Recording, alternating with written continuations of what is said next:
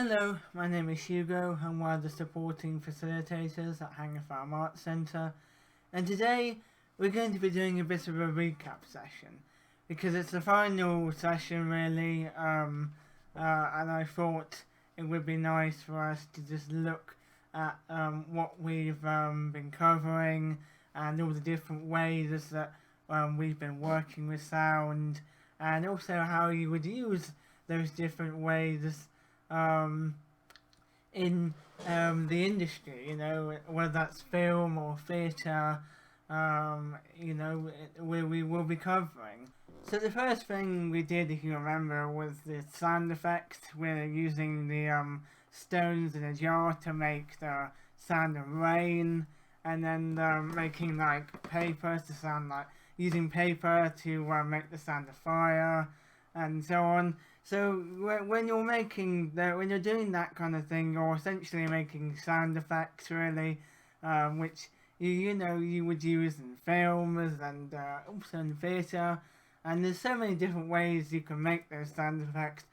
You can do what we were doing, where you go around your house and you find different you combine different items to make the sound of something, or you might do it on the computer. You might do it digitally. You might use effects, and you might use some kind of artificial sounds.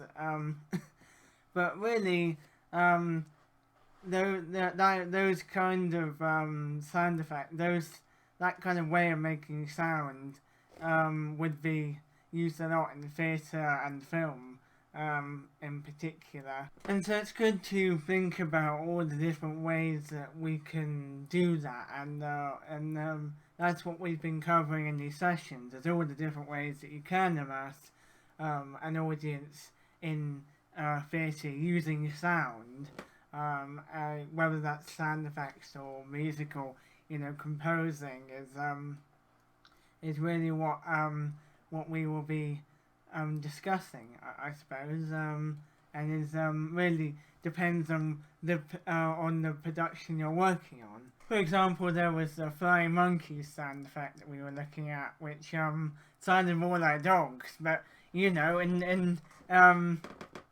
theatre that is fine because maybe they do sound like dogs, and so the most effective way to recreate that noise was to use the sound of dogs and puppies. So there's so many different ways in that area that you can make sounds in particular. And then of course you have making the sounds of different characters and different sounds and the different places, and creating soundscapes, which is a real skill in itself, because you really have to think about what kind of character is he or she, or what would this place sound like, and particularly in a film like The Wizard of Oz, where everything is in her imagination, and it's all quite bizarre, and it's all quite magical, and it's not real world, really.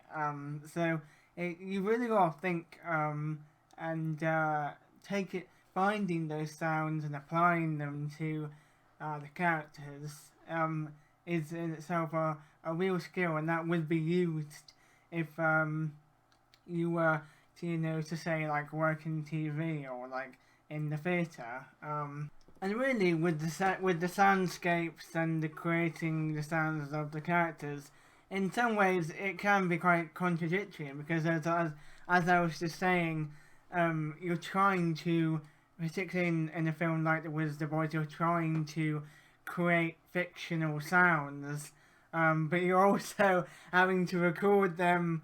You're having to make them with real world sounds. You're having to use actual real items and sounds in order to make those fictional sounds in the film, which is kind of is weird, but that is the beauty, I suppose, of it, is that you're combining these a load of sounds to create something that doesn't to create um, something that isn't real. You know, you're using real sounds to create fictional sounds. If that makes sense. I'm really sorry if I screwed that up, but yeah, it might seem quite contradictory, but that again, that is the beauty of it, is that there's so many different ways that you can make those sounds, and you know, like we did with the jar and the stones, you can do it that way, or you can do it on a computer. And speaking of computers, then you have the composing elements of sound, so which I would argue is even more difficult because you're really having to you're having to create those harmonies and those notes and so on from scratch, and also you've all as well as that you have to also think about what character what the character sounds like. So, you know, we were doing with the Cowardly Lion, we were trying to make a theme for him, and we were, you know, a theme that would match his personality. You really got it really challenges you to think about his character and what trying to find sounds that match his personality, as well as like drawing in notes and having to hear them in your head is a real skill, which would be used in theatre and film, actually. But you could probably, it's very rare that you have to do, actually, it might not be rare, but some people have a composer and somebody else who does sound effects, but sometimes people do both. But it's really challenging because you've really got to think on your feet and you got to use your ears so much as well. And sometimes you don't even have to. You won't be writing for the character. You might be writing just general. You might be trying to make general background music for a scene, and sometimes an entire underscore, which is really difficult because you have to make minutes and minutes and of music. But really, I think if you're writing something, if you're able to write something that you like, and the film demands that, you know, that style of writing, then that's great, to be honest. And so, all things considered, these different ways to make sound in theatre, you know, for theatre and for film, is fantastic because theatre is so diverse. I should mention film as well. I don't know why I just say theatre, but theatre and film are so diverse at the moment, and you've got so many. There are so many different ways you can put a piece together, and so it's so good to have these skills with you so that you may use them on different projects. You know, you might use them on a film project or you might use them on a theatre project. I think you're an actor as well, and you have that skill of sound, then it may prove really useful in a particular production. Because theatre and film these days don't just boil down to one thing. It's not just acting or just music or, you know, just musical theatre.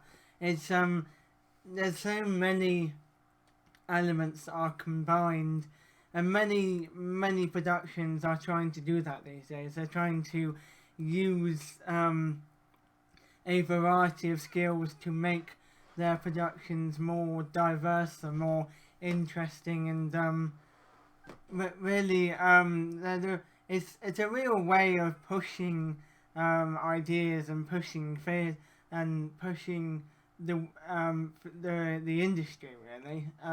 So it's really good to have extra skills like sound, or it might not be sound, It might be acting, it might be musical theatre, might be even making props. But it's really good to have something like sound, so that you have more a variety of skills really. And like I said, you never know when you're gonna use them, when you're gonna need them, kind of thing. So I hope these last few weeks have been really interesting. I hope you've enjoyed these sessions, and I really hope that this particular final session has explained a bit better everything that we have covered, and I hope that you have taken away something from these sessions. But as always, please feel free to send in your ideas or anything you might make, because we love to see that, and let us know what you think of these sessions if you can. And hopefully, hopefully it would all be back to normal very soon. I'm not sure when, but we will see. Really, for the foreseeable future, we will see. So I shall see you when I see you. Bye.